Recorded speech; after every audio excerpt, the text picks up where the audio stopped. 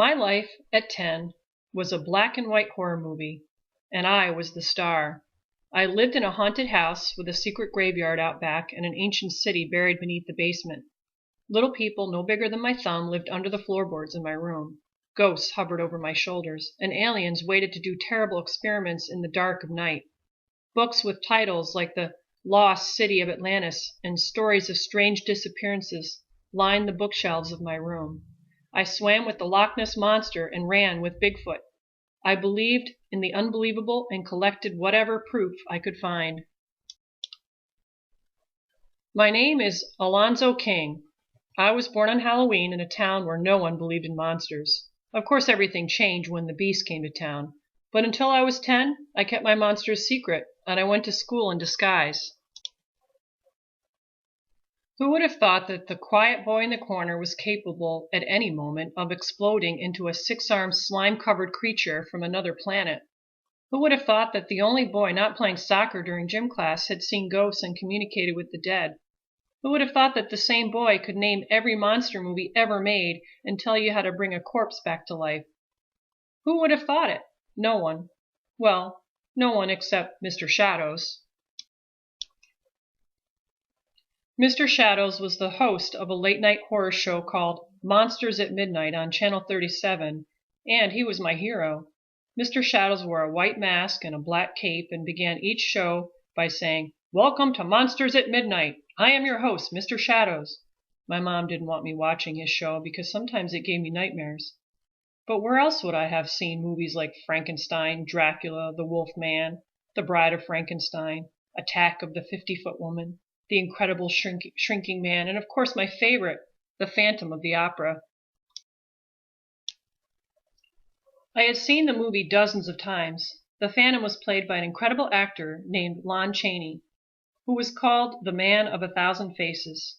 He died in 1930, and no one ever knew what he really looked like because in one movie he might be a vampire with a row of sharp white fangs, and then in another he might be a hunchback or a Chinese grandfather or a little old lady or a legless criminal. He might be blind or bald or covered in hair, and people joked with each other not to step on spiders because you never know. It might be Lon Chaney. More than anything, I wanted to be the boy of 1,000 faces. Alone in my room, I would transform my face with paint and makeup and tape. Then I would borrow my mom's old Polaroid camera, take pictures of myself, and put them in a special notebook that no one knew about.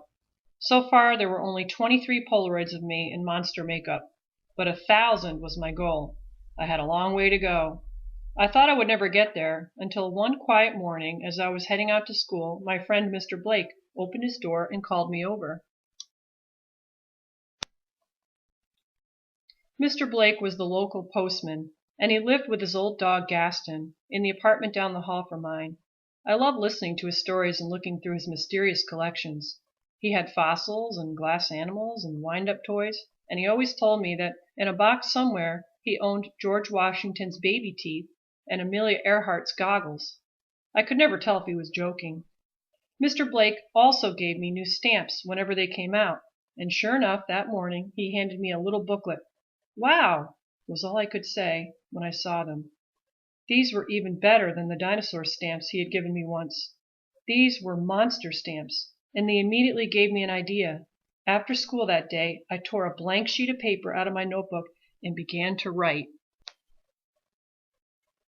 Dear Mr. Shadows, I want to be the boy of 1,000 faces, but so far I only have 23. Can you help me? This photograph is the scariest face I ever made, and I wanted you to see it. I live in a town where no one believes in monsters. I love your show. My favorite movie is The Phantom of the Opera. My birthday is on Halloween. Your friend, Alonzo King, age 10. P.S. Do you think I will ever be the boy of 1,000? I carefully placed a Phantom of the Opera stamp in the corner of an envelope. Then I removed the scariest face I had ever made from my notebook and mailed everything to Mr. Shadows at Monsters at Midnight. The next morning I ran off to school full of expectations, but in the next few weeks I forgot all about that letter, because the Beast came to town. Stories began to spread that something strange was lurking in our town, and people named it the Beast. Kids who had always laughed at me when I talked about monsters were suddenly whispering about the beast between classes. Even my mom asked me about it. I realized this was my big chance. After all, I was the only person in town who knew anything at all about monsters. I became an expert on the beast. I knew who had discovered that their gladiolas had been crushed in the night and who had noticed what looked like claw prints on the side of their new car. I walked through the halls of school and heard the other kids say, "Ask Alonzo, he'll know." I had never been happier in my life.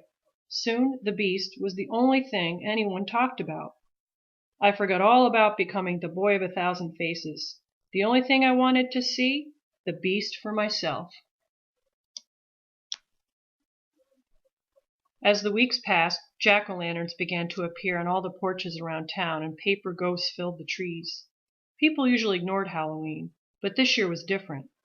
I barely noticed, though, because I was busy tracking down the beast. Mr. Blake was as interested in the monster as I was, and when he came home from the post office, we both got goosebumps as we told one another what we had heard about the beast. Soon it was the morning before Halloween. I opened the paper as I ate my breakfast and saw a giant headline that read, "Is this the beast?" Someone had sent in a photograph of the beast. There, in black and white, was the photograph I had sent to Mr. Shadows of myself in monster makeup. The beast that I had longed to find was me. I ran to the phone and called Channel 37. I asked to speak to Mr. Shadows, saying it was an emergency, but the man on the other end just laughed. He said Mr. Shadows had died years ago, and all of his shows were repeats. "That's impossible!" I screamed, but I heard a click, and the line went dead. I headed out to school. People were putting up the last of their Halloween decorations, and I heard everyone talking about the beast. A few had even ripped out the blurry photo from the paper. I suddenly began to yell, "Stop it! It's me! I'm the beast! It's all a mistake! There is no beast!" No one listened to me at all.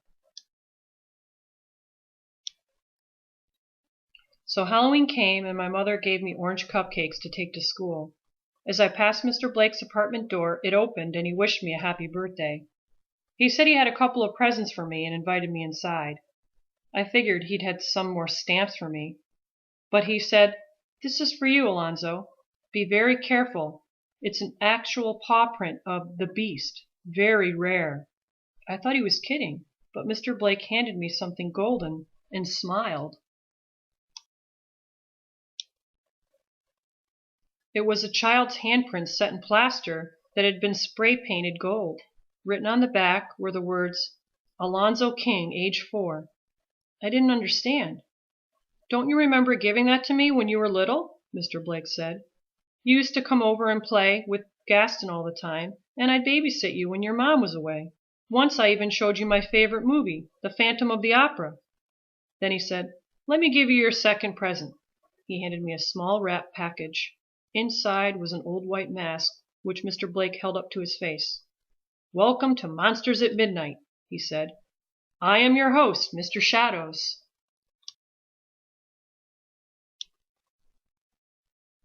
"Mr. Shadows is dead," I whispered.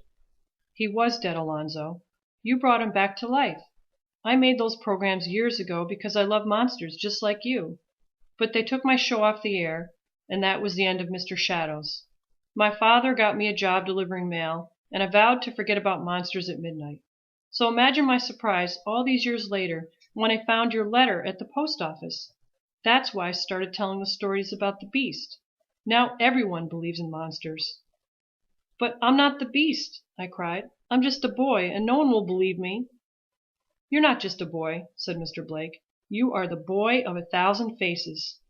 "I'm not," I said. "I'm not even close." Mr. Blake slipped the white mask over my face. Then he made me a cape out of a bedsheet and said, "You're going to be late for school, Alonzo." My birthday was a blur of cupcakes and costumes.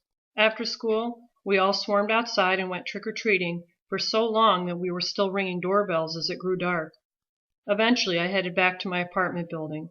My footsteps echoed as I neared the door. Suddenly, the quiet was shattered by the sound of classical music. I spun around. A white rectangle of light appeared on the side of the building across the street, and to my amazement, a movie began. It was the Phantom of the Opera. People heard the music or saw the light, and a crowd gathered to watch the movie. I snuck away and climbed up to the roof of my apartment building. There I found Mr. Blake running an old-fashioned film projector and a boombox.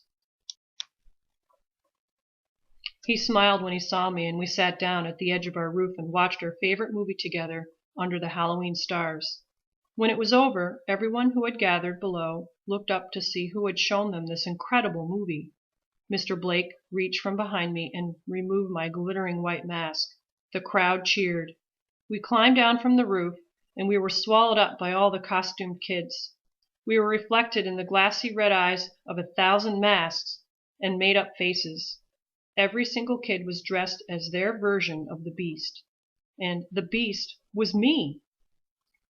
Here at last were my 1,000 faces.